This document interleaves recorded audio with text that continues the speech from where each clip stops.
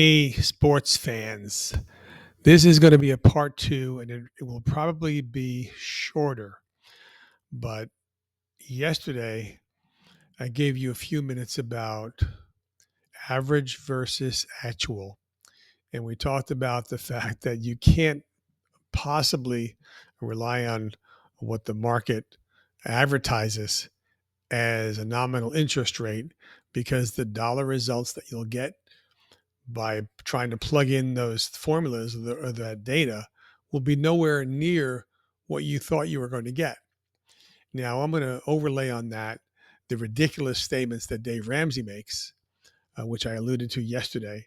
So he was saying that if you put $100 a month for 40 years into a good quality mutual fund, that you would have from 25 to 65, that you would have $1.17 million. And I will never forget that number because it's so ridiculous.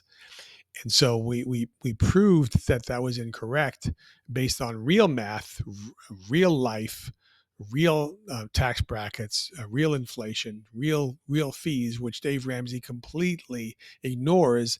And I wonder if he has an ulterior motive. I wonder if he's being paid, if he's being subsidized in some way. I just wonder if he's being subsidized in some way by some market force. So I've made a more ridiculous assumption here, and I'm going to use 80 years instead of 40 years. Okay. So let's say that your grandfather started this account at $100 a month 15 years before you were born, and you take that out to age 65. So we're going to go for a complete period of time of 80 years. And I've already put the market nominal advertised rates on the screen. And these were the rates that were actually advertised by the S&P 500 with dividends from 1940 to 2020. Now, again, let's look at the top. You see what this little percentage sign is. I'm going to click on that, and you're going to see that the average rate of return by adding up numbers is 12.29%. I put a wrong number in there. That wasn't an age. We're talking about an age 25. The age is irrelevant. We can say the age 1. Okay. So you see the rate of return, my mistake. The rate of return is 0 because we haven't put dollars in yet.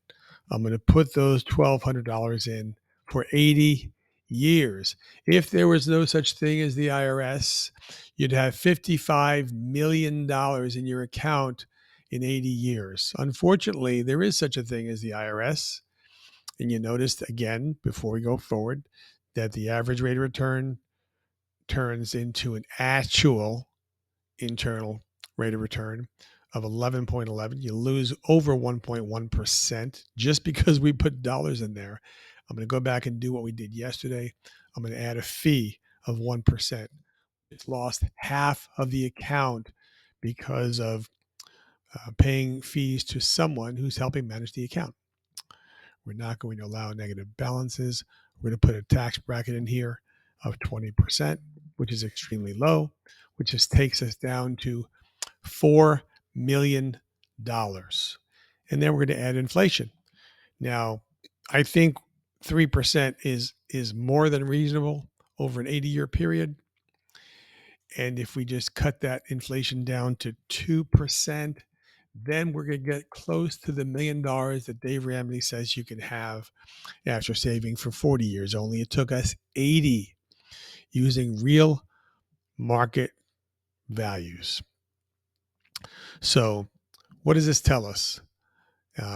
Somebody said that figures can lie and liars can figure. Somebody else said that math doesn't lie. You know, you can manipulate numbers to tell any story you want.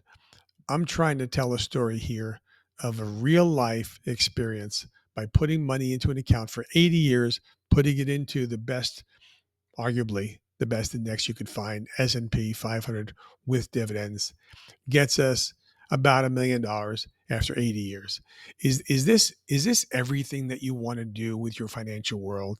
Are you gonna save $100 a month for the rest of your life and think that you're going to come out with a mountain or a pile of money? No, it's not going to happen. Are you going to put all your eggs in one basket? Are you going to rely on one account, namely the stock market? And I don't care if you like the stock market. I'm fine with that. I'm just saying, is that going to be the only place where you store money? Are you not going to own a business? Are you not going to own real estate? Are you not going to own other financial vehicles? Ramsey seems to think that there's a one size fits all solution for every person on the planet. Own term life insurance until you're so rich at 65 or 70 or retirement age that you'll never need life insurance again for any reason. Only put your money in the stock market, only max out your 401k, pay extra payments on your house. He's telling a very simplistic story. He's telling a one size fits all story. I think this proves it once again that if you did what he suggested, you wouldn't get anywhere near the numbers that he's advertising. And of course, he doesn't have a license of any kind. So I guess he can say what he wants. Have a great weekend and call me with questions.